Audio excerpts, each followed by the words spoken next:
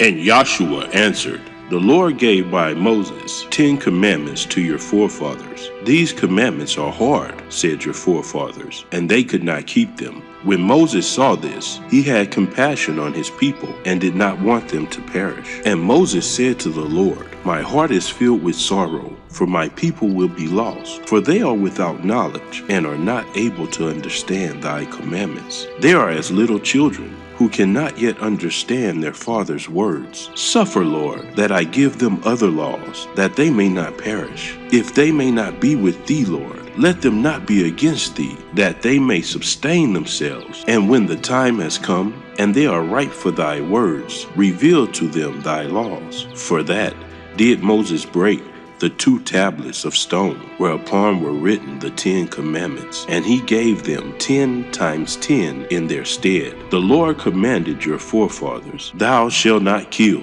but their heart was hardened, and they killed. Then Moses desired that at least they should not kill men, and he suffered them to kill animals. And then the hearts of your forefathers were hardened yet more, and they killed men and animals likewise. But I do say to you, kill neither men nor animals, nor the food which goes into your mouth. For if you eat living food, the same will quicken you. But if you kill your food, the dead food will kill you also. For life comes only from life, and from death comes always death. For everything which kills your food kills your bodies also, and everything which kills your bodies kills your soul also. And your bodies become what your foods are, even as your spirits likewise become what your thoughts are. So eat always from the table of the Lord the fruits of the trees, the grains and grasses of the field. When there is none else, you may drink the milk of animals and eat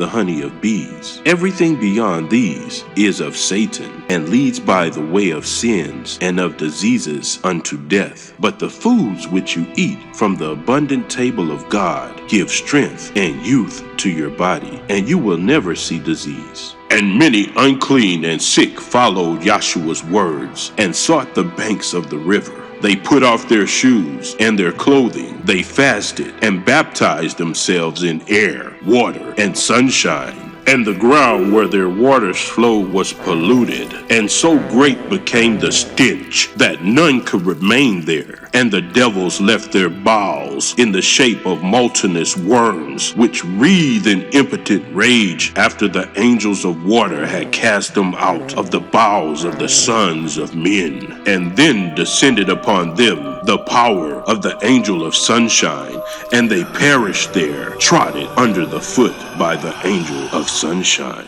And there was among the sick one that was more tormented by Satan than all the others, and his body was as parched as a skeleton, and his skin yellow as a falling leaf. He was so weak already that he could not even upon his hands crawl to Joshua, and cried only to him from afar, Master, have pity on me, for never has man suffered, not from the beginning of the world, as I do suffer.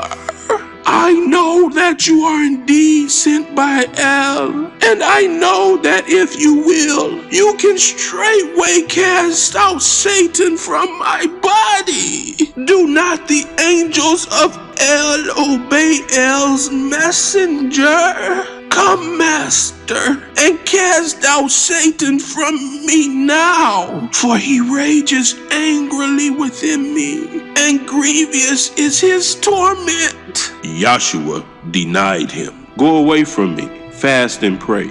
Then the crowd cried out, Master, have compassion on him, for he suffers more than we all. And if you do not at once cast Satan out of him, we fear he will not live until tomorrow. Joshua spoke unto a sheep which was feeding among the grass. Sister sheep, may I use your milk that I may tempt Satan from your brother's body? The sheep remained in place, and Joshua milked her, and put the milk upon the sand made hot by the sun, saying, Lo, the power of the angels of water has entered this milk, and now the power of the angel of sunshine will enter it also. And the milk became hot by the strength of the sun. And now The angels of water and of sun will join with the angels of air. And lo, the vapors of hot milk begin to rise slowly into the air. Come and breathe in by your mouth the strength of the angels of water, of sunshine, and of air, that it may come into your body and cast out the Satan from you. And the sick man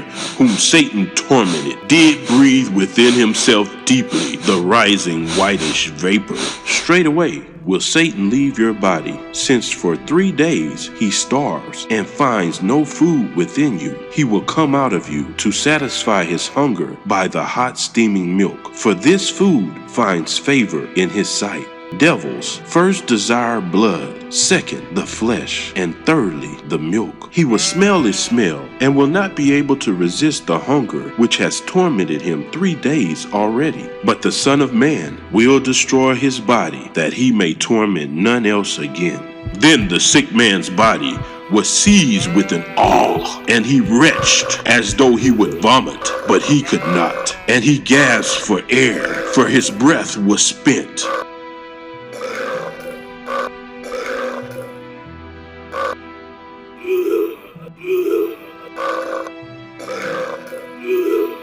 Now does Satan leave his body. See him.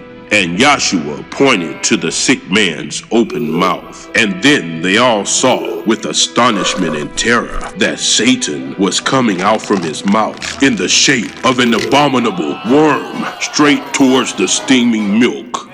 Then Yahshua crushed the head of Satan. When the abominable worm came out of the sick man's throat, he recovered at once his breath, and then all his pains ceased. And the others looked with terror at the abominable body of Satan. See what an abominable beast you carried and nourished in your body for long years. I have cast it out of you and killed it, that it may never again torment you. Give thanks to God and to his angels that have made you free, and eat of sin no more, lest Satan returns to you again. Let your body be henceforth a temple dedicated to your Lord.